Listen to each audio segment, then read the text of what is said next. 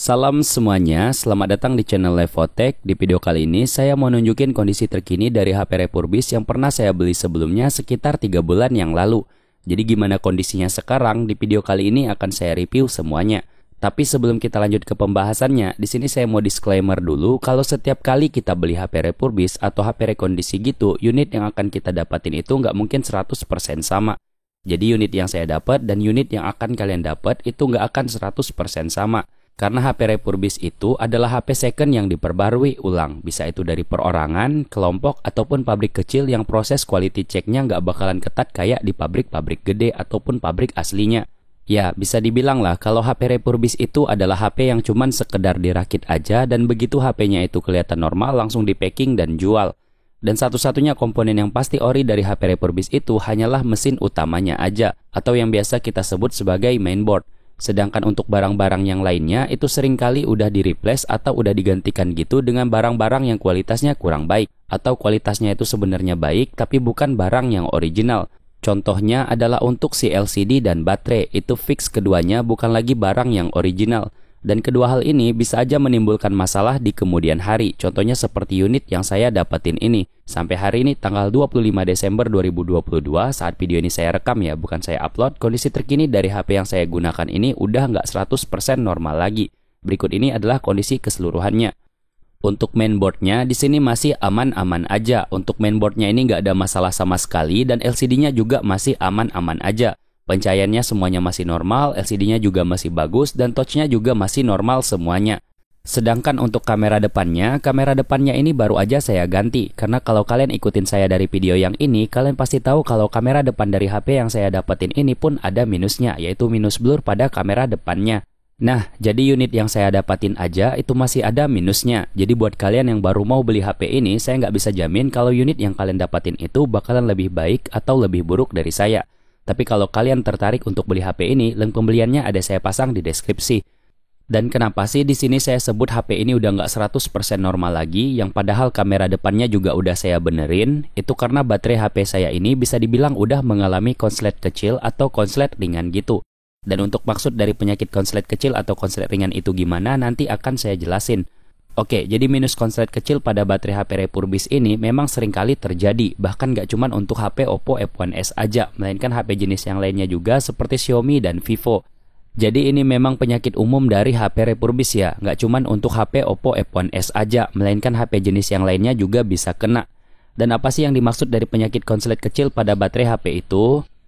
Oke, jadi konslet kecil atau konslet ringan itu bukanlah istilah yang umum, melainkan istilah yang dibuat sendiri. Tapi kondisinya itu ditandai dengan HP-nya itu hanya bisa digunakan dengan normal saat kita lagi dalam keadaan ngecharge aja. Bahkan di sini saya juga masih bisa untuk menjelajah di aplikasi Shopee saat dalam keadaan ngecharge. Tapi begitu kita nggak lagi ngecharge, HP-nya bisa tiba-tiba mati begitu ada perubahan tegangan listrik pada HP itu. Dan HP-nya itu nggak peduli mau berapa persen status baterainya saat itu.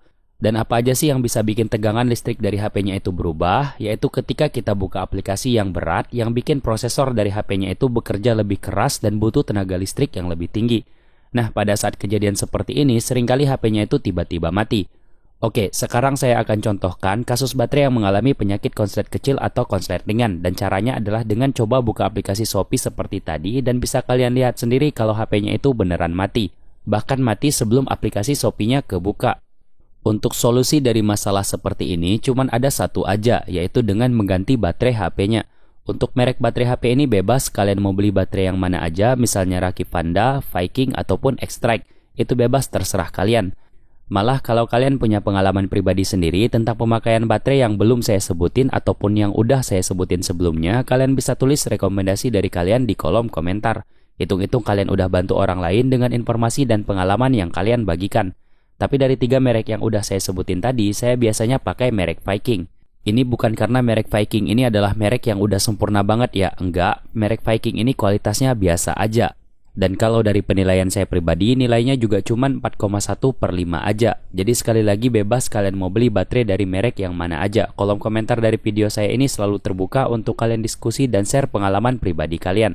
Dan buat kalian yang mau nyoba ganti baterai sendiri, di video ini juga ada saya kasih video tutorialnya. Silahkan dicek video tutorialnya di akhir video ini.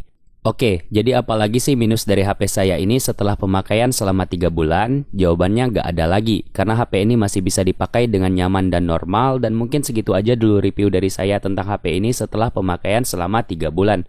Selanjutnya, saya akan tunjukkan cara untuk mengganti baterai HP Oppo F1s ini.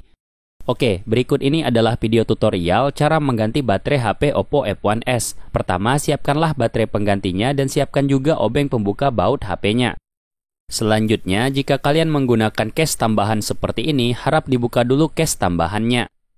Jika sudah seperti ini, selanjutnya kita perlu untuk membuka tutup belakang bagian bawah HP-nya ini dengan cara dicongkel seperti ini. Dan setelah terbuka, kalian akan temukan 4 buah baut seperti ini. 4 baut ini langsung aja kita buka, dan untuk proses pembukaan bautnya akan saya percepat aja, karena kurang penting juga. Selanjutnya, jangan lupa untuk melepaskan SIM tray dari HP-nya dengan menggunakan SIM ejector. Untuk proses pengeluaran SIM tray ini akan saya percepat juga ya, karena kurang penting juga. Dan selanjutnya, kita akan membuka tutup belakang dari HP-nya ini. Dan untuk membantu saya dalam pembukaan bodi belakangnya ini, saya akan menggunakan alat yang tipis ini. Tapi kalau misalnya nggak ada alat seperti ini, silahkan gunakan kartu atau kuku kalian.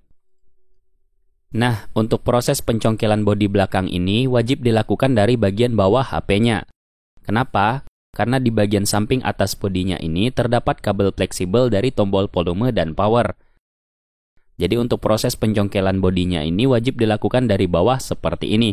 Untuk proses ini akan saya percepat juga karena fokus kita hanyalah ke bagian penting-pentingnya aja.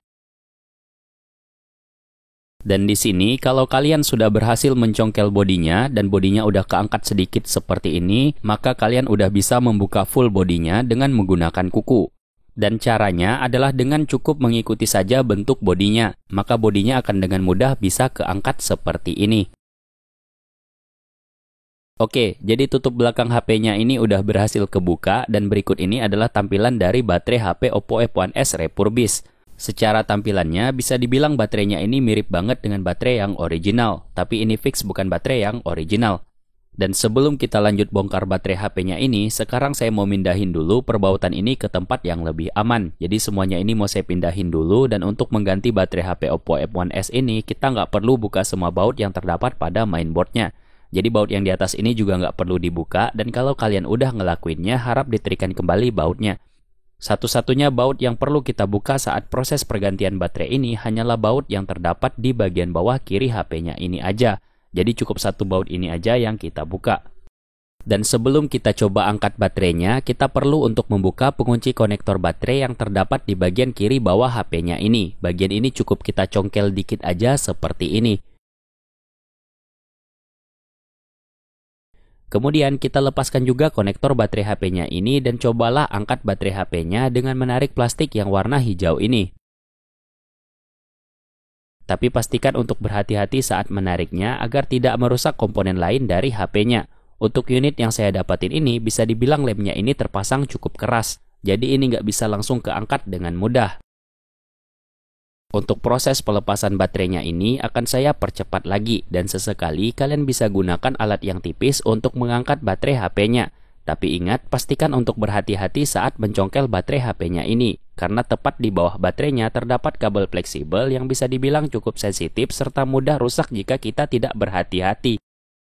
Oke, jadi baterainya ini udah keangkat sedikit ya, dan sedikit tips dari saya, kalau baterainya ini udah keangkat sedikit seperti ini, maka cara terbaik untuk melepaskan baterainya ini adalah dengan menempelkan layar HP-nya ke bidang yang datar dan lembut. Sambil perlahan kalian coba angkat baterainya seperti ini. Nah, jadi ini baterainya udah berhasil keangkat. Dan untuk plastik yang hijau ini sebenarnya bisa kita gunakan lagi di baterai HP kita yang baru. Tapi di sini saya pilih untuk tidak memakainya. Selanjutnya kita akan fokus ke baterai penggantinya. Untuk baterai penggantinya ini masih belum saya keluarkan dari kotak, jadi akan saya keluarkan dulu dari kotaknya. Dan di sini saya akan langsung coba pasang aja.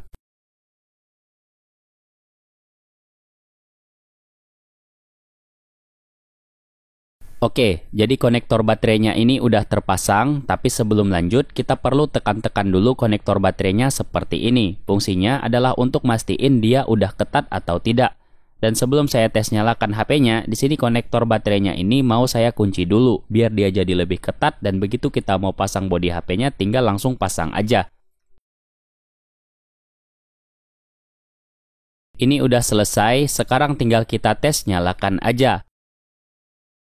Di sini saya ada rasakan getaran tanda kalau HP-nya itu mau nyala. Dan iya, ini udah nyala dan ada tulisan Oppo-nya.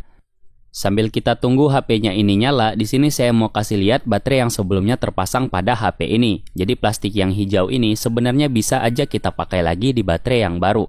Tapi kalau saya memilih untuk tidak memakainya lagi. Karena di sini HP-nya udah berhasil nyala dengan normal, jadi sekarang kita akan lanjut ke pemasangan tutup belakang HP-nya. Untuk pemasangan tutup belakang HP-nya ini, mulailah dari bagian tombol power atau tombol volume dari HP-nya. Tapi kalau saya pribadi, lebih utamakan pemasangannya itu dimulai dari sisi tombol power.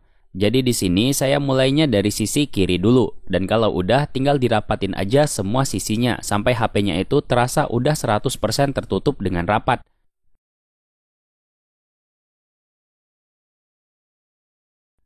Dan terakhir, pasang kembali 4 baut bodi yang terdapat di bagian bawah HP-nya tadi.